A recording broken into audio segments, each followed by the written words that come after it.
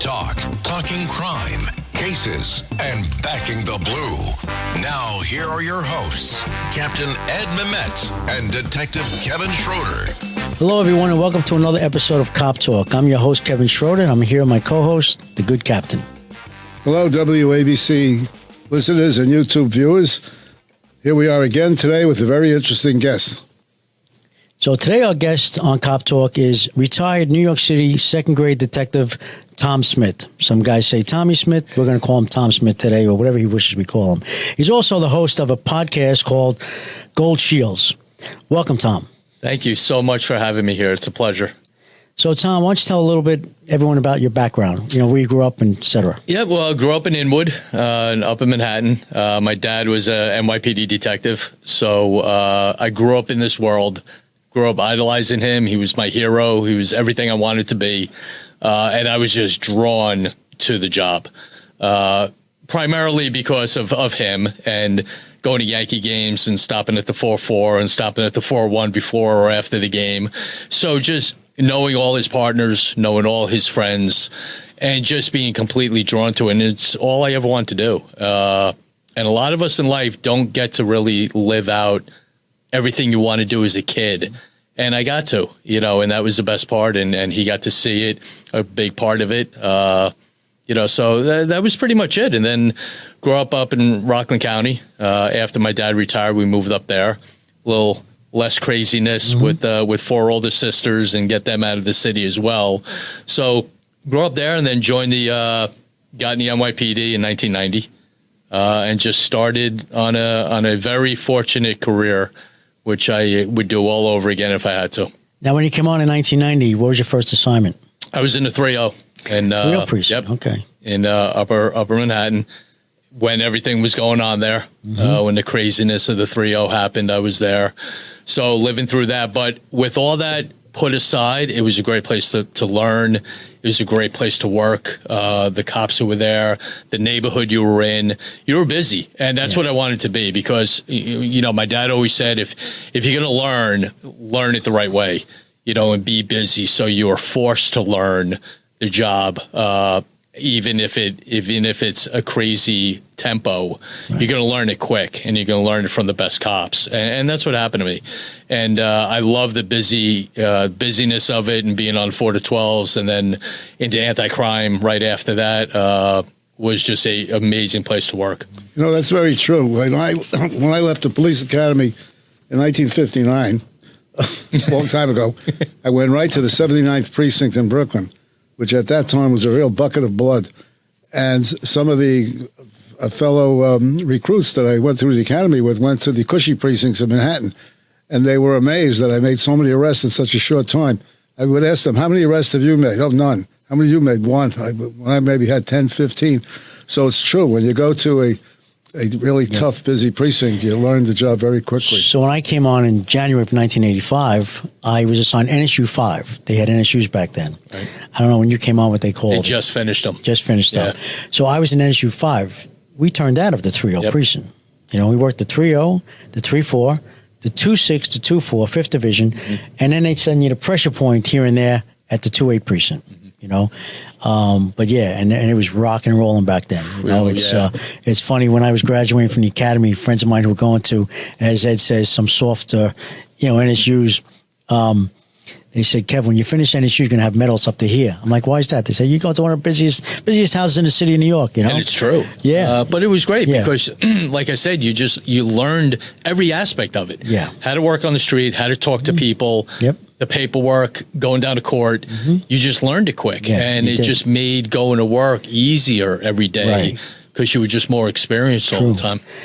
Going back to when you came on the job and you were in the 3-0 precinct, what was your next assignment? What did you do in the 3-0 precinct? Were you in anti-crime? Where'd you go from there? Yeah, I did patrol only for a couple of years and then got picked up in anti-crime. I was in anti-crime from 94 to 96 and then left the 3-0, went to Bronx Narcotics, which was, I still tell people, one of the best places to work.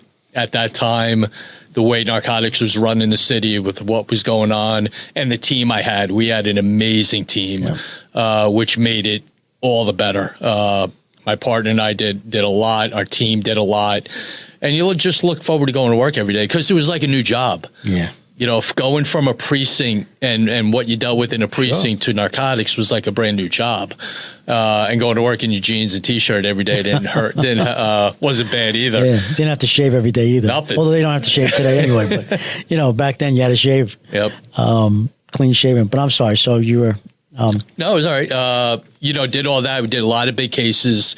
Did one big case with the DEA. Took down one of the largest kilo seizures ever in Bronx Narcotics. Did a case with them. Got 115 keys from a delivery from Venezuela up through Miami to the Bronx. And that was ours. So that was a big case. That was great. That was just a good time of just doing police work. Exactly. Having fun at it. And then after narcotics? Went to the gang unit in the Bronx. Our narcotics team actually became the first gang unit in the Bronx back then. So we just, you know, it was basically the same because all the gangs are drug related. You know, that's where they're financing their gang activities. So it was pretty much the same thing. It was just a different name to our team. And did that for a couple of years and then went to the 5-2 Ram. I hooked up with my old partner from narcotics again, which was great because we're like brothers. We still talk to this day all the time. And then in the middle of that, 9/11 happened. So when 9/11 happened, I was contacted by a former sergeant of mine, asked me where I was, what I was doing, that he wanted to get me down to the Joint Terrorism Task Force with the FBI, which ended up happening after, you know, the background checks and security clearances and all that. Ended up going down to the Joint Terrorism Task Force where I spent the last 17 years of my 30-year career down there. Wow. Joint Terrorist Task Force. That's a great detail, still is, you know. And is that the unit that, no, Intel has the guys assigned throughout the world? Intel right? does, right. Intel, right. Yes. Tell us about your shooting involving 3 robbery perps. Yeah, that was in January 15, 1993, a month after I got married. So my wife loved that part. Wow. We were, you know, you've heard all the stories and you've talked to so many cops that most of the craziest things that happen, you're not supposed to be there, or you weren't supposed to be working, or it's not your tour. And that's what this was. Me and my partner had court that morning that we normally did 4 to 12s. Got back from court early, asked for lost time. And the boss just said, hey, we're kind of low in cars. Can you just jump in a car for a little while? Let the job, you know, let's handle all the jobs. Once we're back to, you know, just taking care of everything, you can take off. No problem. You know, jump in the car.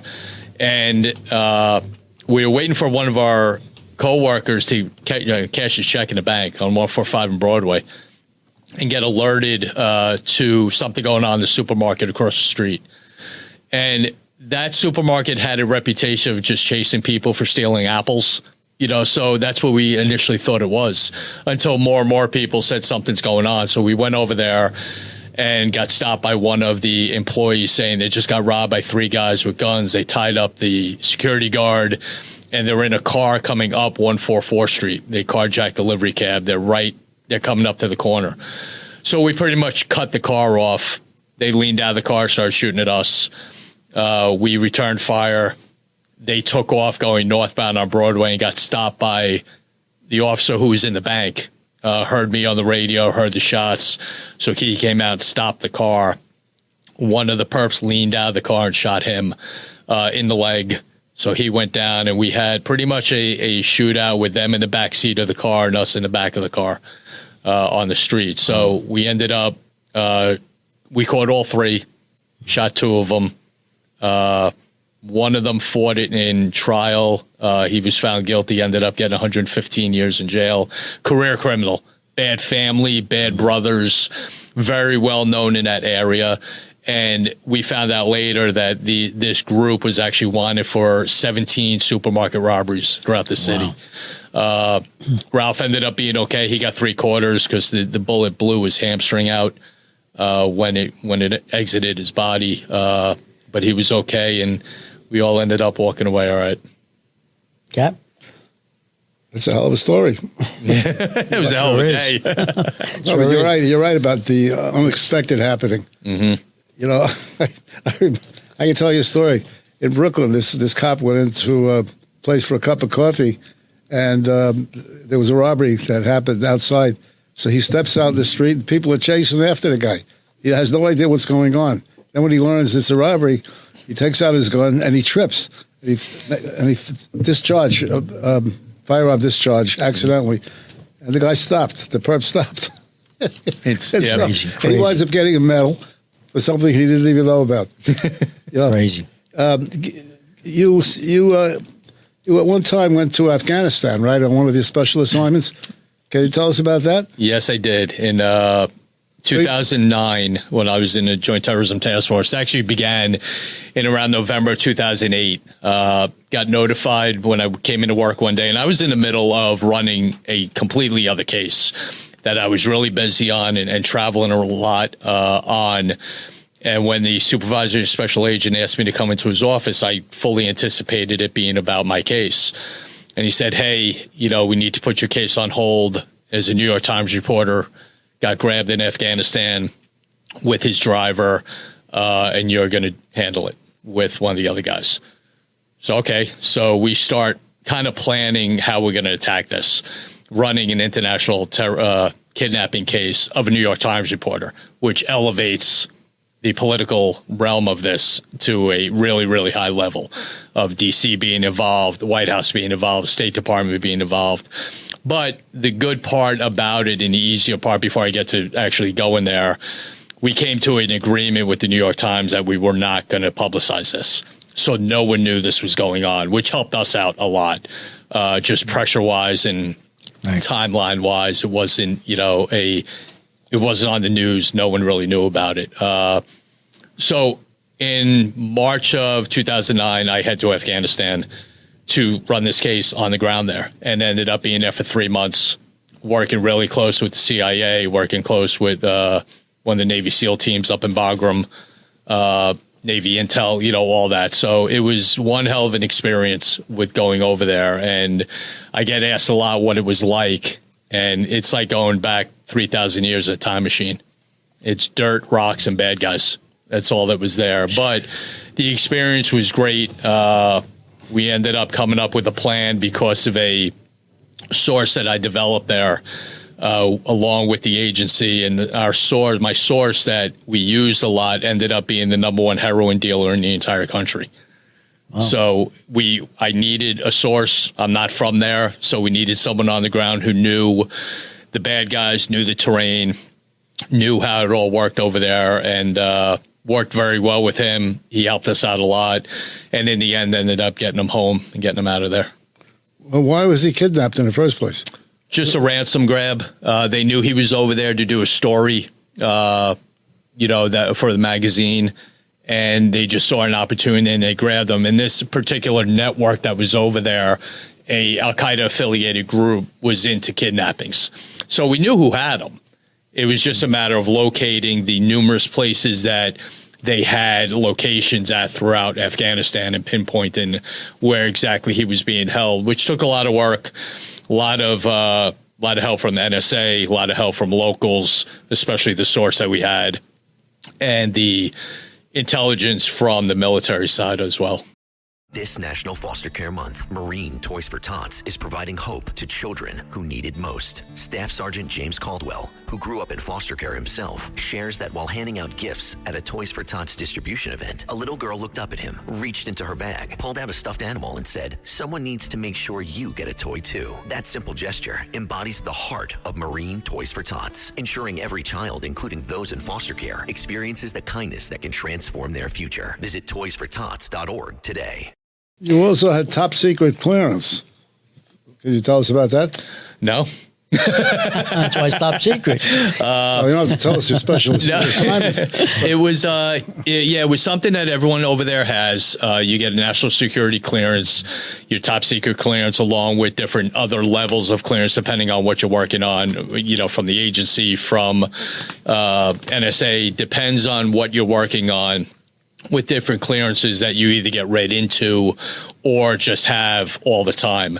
And it's a very serious thing, and I took it always very serious. There were times that a lot of things I was working on, I wasn't able to share with my family, and Afghanistan being one of them.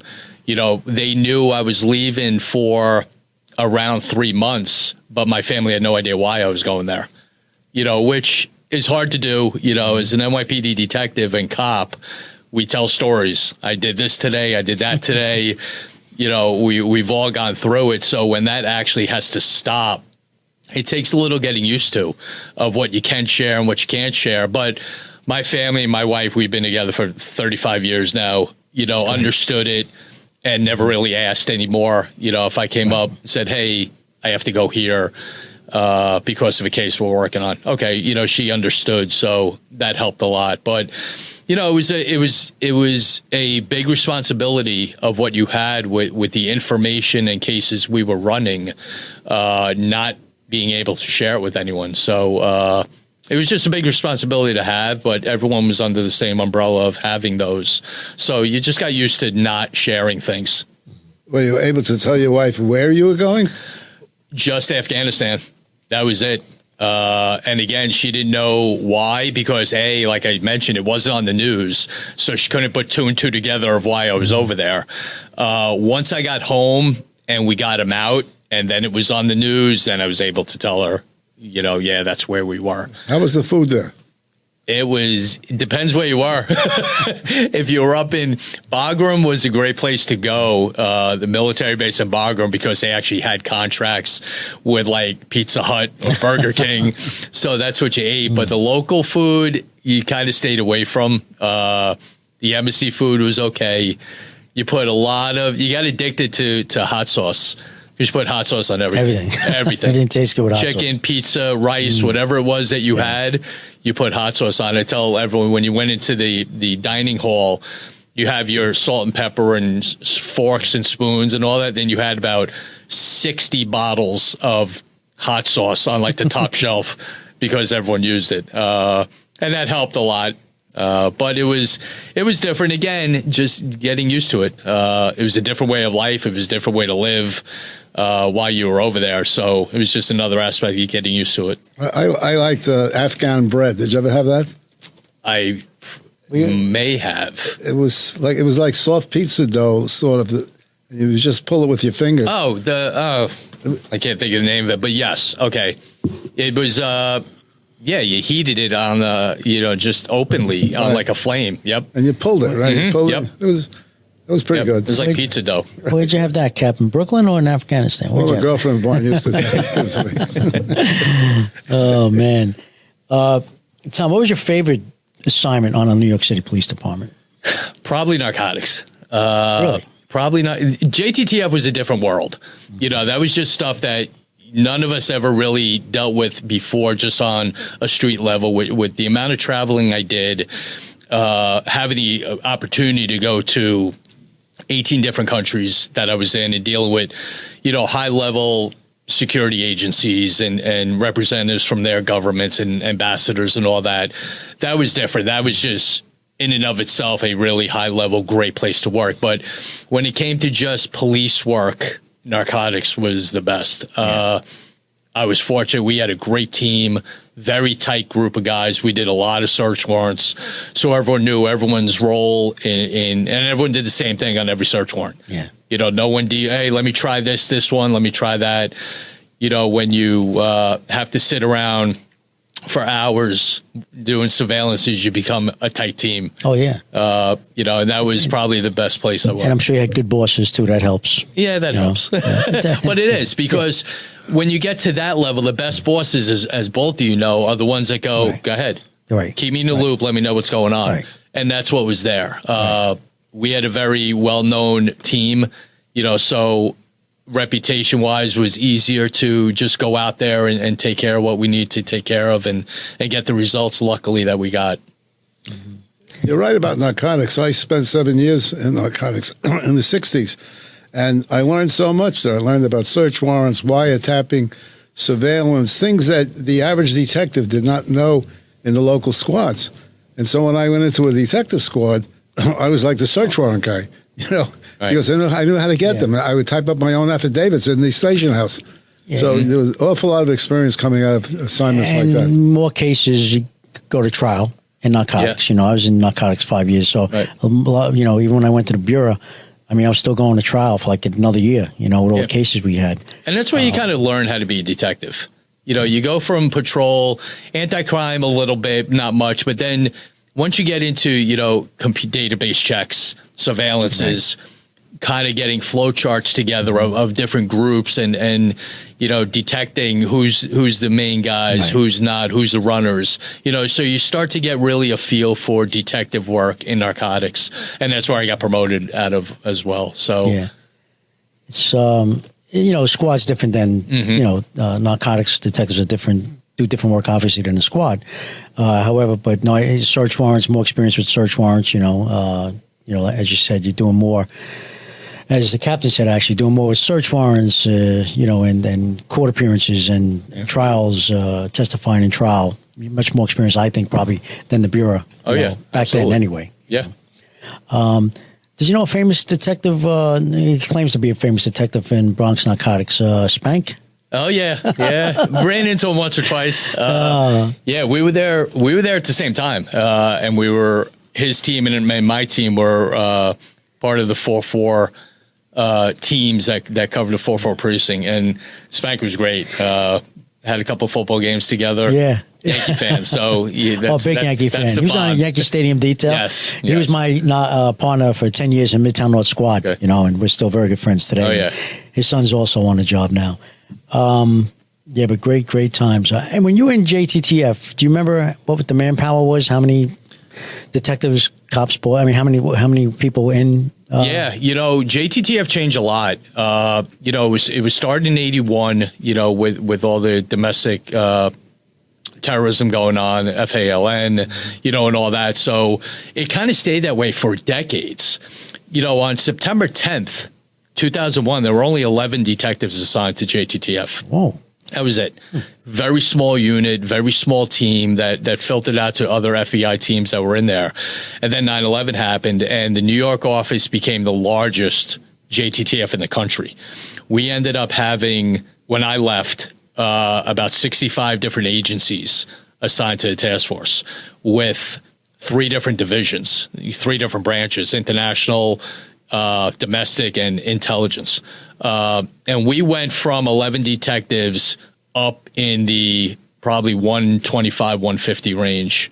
And that was just detectives. And that wasn't sergeants, lieutenants, captains, and the chiefs that were there. So it became a monster, especially in this country. And everything hits on New York, so that's why being there was so interesting, because you got you covered the world. So if you had to go somewhere because something was touching on New York, you went, and no one ever, blinked about it. You had to go, you went. And that was a just fascinating place to work because of what you were dealing with. You weren't dealing with the crackhead on the corner. You were dealing with someone who wanted to blow the world up. Right. And it was a big responsibility of ours coming off of 9/11 to make sure that didn't happen again. So that's what all of us always thought about, of preventing that from happening again. And that was always on our mind. Yeah. Cap? Your post-retirement career, you have a podcast. Yeah, we do. Is that the only thing you've done, or you've done other things? Well, we have that. The podcast takes up 99% of the time with the production of it and the interviews that we do. But we also have Dan and I, my partner on the podcast, who was my sergeant in the gang unit. Okay. And again in JTTF. So we were always good friends, even back in 1999 when we first met. We just clicked. We became good friends and just stayed friends, and then started the podcast together. But we also have another business that we have called Carry Impact. Tell us about that. Impact is a alternative to pepper spray that we developed and is making its way around the country. And anyone who's ever had pepper spray on them knows it's horrible and it doesn't work. It works on cops great. So what we did was we targeted the area of a bad guy that you have to take out, and that's his eyes. So Impact is an extreme eye irritant. You get sprayed with it, you cannot see. It burns your eyes. But the best parts about it, which is the complete opposite of pepper spray, is it has no impact on your respiratory system. There is no cross-contamination. So I can spray someone with it and jump right on them and nothing's getting on me. Absolutely nothing. You can use it inside, in a car, in a room, and the only person impacted by it is the person you're spraying. And the cleanup is one of the best selling points with police departments in this country. Is you need a half a bottle of water. You pour it over their eyes, you wipe it away, and in about 30 seconds, you are fine and back to normal. Wow. No need for any medical attention at all. We just got back from Florida. We just did a presentation down there with about 30 departments who loved it, who couldn't believe what they were watching, because we've all been brought up in our careers the way pepper spray works. Mm-hmm. And when you see the absolute opposite of that even be more effective, it's quite an impression that we leave when people are watching it. It's great to talk about it, but actually seeing it work in front of you is a big shock to people. And we're making a way around the country. We have a big presence in Texas with it. A lot of security companies are picking it up. A lot of ER security companies in hospitals. Yeah. Because of everything going on there, and the ability to use it inside is a big deal. So those two things take up all my retirement time. Oh, that's great. That's great. Now, you have to, anyone could just purchase this, or you have to be... Nope, anyone can purchase it. We sell it to online, law enforcement officers. Yep, our website is carryimpact.com. You can order everything. And the best part, they're not even out yet. Our keychains have just been developed. So they will also be on our website within the next week or so. Great. So they'll be out there. And for the public and the police, there's also a invisible UV dye marker in it. So you're getting tagged when you get sprayed. You can wipe it off your eyes, but you're going to be covered in kind of a purple or blue ink, sort of like the dyes in banks. Right. Money dye, yeah. So that's a big plus for the public, because you don't want to stay around when you use it. You get out of there, call 911. Let them come, shine a light on them, and they can get ID'd that way. And when did you actually start this company? We started this really about 2 years ago, but it's been really out for the past year or so. And it's been quick. We first came out of the IACP conference in San Diego a couple of years ago. We opened a booth up with it, and the reception there was great. And then, the website got developed and more of the word got out there. So we've been traveling around a lot, doing a lot of expos, doing a lot of demonstrations around the country. So it's going really well. And that, with the podcast keeps us very busy. And how'd you get involved with this production? It was just something Dan and I thought of, a need for an additional equipment that cops can use. They're so focused on their taser and all that. Why not before that have something that they can go to? And we talk to cops around this country, and the amount of departments that don't use pepper spray, they have it, but they won't use it because of the cleanup, of the exposure, of it blowing back in someone's, in the cop's face. So they just skip that part of a tool that they have on their body and go right to their taser. We said we need to give them that other alternative other than their taser to use in any given situation. Car stops. Yeah. You have that unruly driver with a carload of people. You can't taser them because you're not leaning into the car and doing that. So you have our stuff, Impact. You can spray that driver and no one else in that car is going to be affected by it. Interesting. So you take care of him, get him out of the car, and, go about your business. Oh my God, it's the coolest thing ever. Hey guys, have you heard of Goldbelly? Well, check this out. It's this amazing site where they ship the most iconic, famous foods from restaurants across the country, anywhere nationwide. I've never found a more perfect gift than food. They ship Chicago deep dish pizza, New York bagels, Maine lobster rolls, and even Ina Garten's famous cakes. Seriously. So if you're looking for a gift for the food lover in your life, head to goldbelly.com and get 20% off your first order with promo code GIFT. Now, what about your podcast? The podcast is a great, we're just so proud of it. We started 3 years ago, And what we wanted to do, and the basis of it was, there's so many good stories out there, as you know, doing yours, that people don't know about. They may know about the case, they may know about a military mission of hearing it on the news, but don't know what went into it or who was involved in it. So what we wanted to do is get the people on who did those investigations, who did those missions, and tell their own story about what happened. And one of the things we say is we give a backstage pass to, some of these investigations on military missions. And the stories that we hear blow our mind sometime. We'll know a portion of it, but we make sure with our guests, don't tell us everything, because we want our reaction to it on the show to be authentic with what it is. And we don't have a script to the show. It's 3 of us or 4 of us sitting around talking about a particular case or mission. And some of the things that we hear are just mind blowing. And the reception of it's been so great. Nothing we could have thought of. We didn't know where we were going to go with it.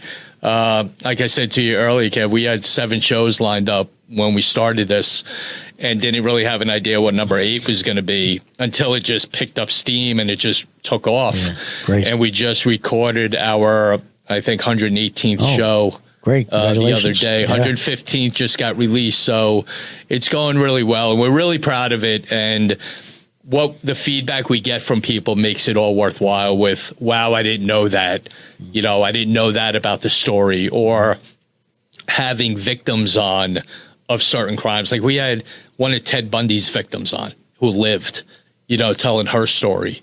We just recorded a show of a young woman whose entire family was killed by BTK, wow. And her living her life through that. So the stories, like I said, you may hear who BTK is, but not a particular, behind the scene look at one of his victims or some of his victims. So it's great the people that we get to meet and know now, who are friends of ours now, from SEAL Team 6 guys to LAPD detectives to, the guys who were up on the roof during the Benghazi attack. All that. So it's been a great ride. We're happy with it. Sounds great. So your podcast stuff is than ours. You're focused more on cases. We're focused on individuals like yourself. Mm-hmm. How do people reach you? Well, we're on YouTube at youtube.com/@goldshields. Every week, a new show is out, and we're on every audio channel that you can think of: Apple, Spotify, iHeart, right? All social media. Yep, all of them. Yep. And our website is thegoldshieldsshow.com. What about your products? That is carryimpact.com. You can order it right online, right there, and stay tuned for the keychains. They're going to be on it, which is great. We just tested them out the other day. Looking forward to that. Sign me up for that for the kids. You got it. If the captain's agent allows him, maybe someday we could be on your show, I'm in. Absolutely. That's a given. He has an agent. That's a given. We love it. Because it's all about getting messages out there. Yeah, of course. And getting these stories out there and a big part was all the crap we went through, with defund the police and all that, kind of got under our skin and got out there like, hey, all you're hearing are these bad stories. Let's spin it around and get these good stories out there. And that was a big premise of getting the show done. Absolutely.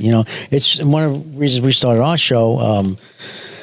We had an idea in 2018. Actually, we're going to do something else with someone else. But then COVID hit. Mm-hmm. And our plan was to, there's so many shows out there that are negative against cops, throughout the country and throughout the world, global. So we said, let's have a show, Cop Talk, simple as that. Just to guys like yourself come on and tell their story, and there's some great stories out there. And there's also we've also had some celebrities on that are pro cop, because there's so many celebrities that are against the cop, or it's the end thing to do or to be in vogue. But at the end of the day, there's so many good people out there who want to help raise money, including like Stevie Van Zandt, who's a good friend of mine, raises money for widows and children every year. And there's so many. So we'd like to have everybody come on here and tell it like it is. Tell what's the real deal is. Yeah, you're so right. There's so many people out there who are on our side and in our corner that people don't know about. True. And to get them out there means a lot. It means a lot just hearing it from them. It's great to you read an article in a magazine or whatever, or online about someone supporting the police, but then when they're sitting in front of you and having that conversation and hearing the emotion in their voice of how much we mean to them, just puts a whole different spin and light on it. And it's great to hear that. It really does. Tom, you registered with the 9/11 program? Yes. Good. Okay, good. I want to make sure we ask that to everybody, especially you guys, girls who have been down there. Yeah. You'd be surprised who is not registered or haven't followed up, and you have to, because not only for yourself but also for your family. Sure. So, Cap? Well, you're not in competition with us because we do different things. We also have the advantage of being hooked up with this station, radio WABC, which has worldwide. People all over the world hear us. Mm-hmm. So we're very proud to be associated with this station. Yes. Never competition. We're all one family. One big family. So it's all good. Yep. And we say that all the time, we've had so many people that have their shows, like you just said. I've been on numerous shows, Danny has, and then they'll come on ours because it's a big sandbox. Yeah. And the more information gets out there, just the better it is for everybody. We would like to be on your show whenever you're ready. You got it. Yeah, we loved it. That would be great. No, that'd be awesome. Like I said, once his agent talks to him. But on that note, I like to thank everyone for listening to another episode of Cop Talk. And you can follow us on X at Cop Talk WABC. That's at Cop Talk WABC. Cap? And you can also view our guests and Kevin and I on YouTube. All social media. With that said, I'd like to thank our guest today, Tom Smith, retired detective. God bless you, Tom, and good luck. And one more time in regards to the spray. CarryImpact.com. Okay. It's all on there, all the information about the spray and ordering it right online. And give it a shot. It's a great product. Great. And it's making a difference out there for sure. So once again, folks, if you like what you hear, you can subscribe to Cop Talk. Also, until next time, God bless you. God bless America. God bless law enforcement throughout the world. And God bless all our military throughout the world. Amen. Amen. Thank you.